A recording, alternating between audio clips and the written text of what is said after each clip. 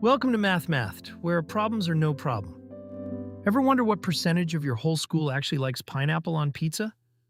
You can't ask everyone, so you ask a sample instead. Kind of like tasting one spoonful of soup to guess how salty the entire pot is. That's exactly what a confidence interval for a population proportion does. It takes your small taste test and gives you an honest range for the truth, not a made-up single number. Let's define a few things first, using plain words. The population is everyone you actually care about. In our case, every single student at your school. A sample is the smaller group you actually get to ask, say 100 students. And a proportion is just a fraction, the share of people who answered a certain way like, yes, I love pineapple on pizza. Now, when you calculate that fraction from your sample instead of the whole population, it gets a special name, the sample proportion. Statisticians write it as p-hat, but you can just think of it as what my spoonful tasted like. Say you ask 100 students, and 60 of them say yes to pineapple pizza. Your sample proportion is 60 out of 100, or 0.6, 60%. But here's the catch. If you grabbed a different 100 students, you probably wouldn't get exactly 60 again. Maybe 57, maybe 64. Each spoonful of soup tastes a little different, even from the same pot. That wobble between samples is called sampling variability, and we need to measure it. The tool for measuring that wobble is called the standard error. Think of it as, how much do sample proportions typically bounce around if you kept drawing new samples? For a proportion, the standard error is the square root of p-hat times 1 minus p-hat, divided by your sample size. Let's plug in our numbers. 0.6 times 0.4 is 0.24. Divide that by 100, you get 0.0024. Take the square root, and the standard error is about 0.049. Roughly 5 percentage points of wobble. Now, how many wobbles worth of safety margin do we want?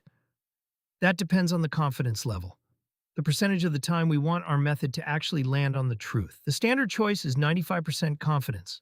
To get that, we multiply the standard error by a number called the critical value, sometimes written as Z. For 95% confidence, that critical value is 1.96. Think of it as how wide you need to cast your net to catch the fish 95 times out of 100 casts. Multiply 1.96 by 0.049, and you get about 0.096. Call it roughly 10 percentage points. That's our margin of error, the size of the safety zone we build around our sample proportion. Finally, we build the confidence interval by taking our sample proportion and adding and subtracting that margin of error. 60% plus or minus about 10 percentage points gives us a range from about 50% up to about 70%. So what does that actually mean?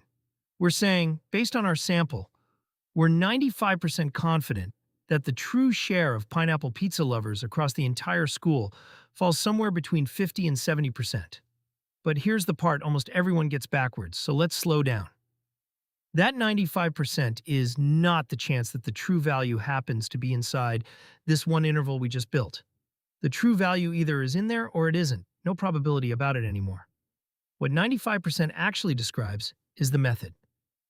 If you repeated this whole survey process over and over, drawing a new sample of 100 students each time and building a new interval every time, about 95 out of every 100 of those intervals would successfully capture the true school-wide proportion. It's like 95 out of 100 net casts landing the fish, not a 95% chance on this one specific cast. And notice something else. If we'd asked 1,000 students instead of 100, that square root in our formula would shrink. The standard error would shrink, and our whole range would tighten up. More spoonfuls of soup, more confidence in your guess about the pot.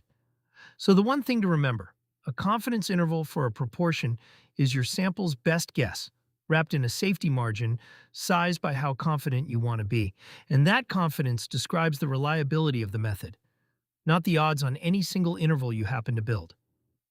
If this helped, the next video covers confidence intervals for population means. And if this channel's making things click for you, subscribing helps more people find it.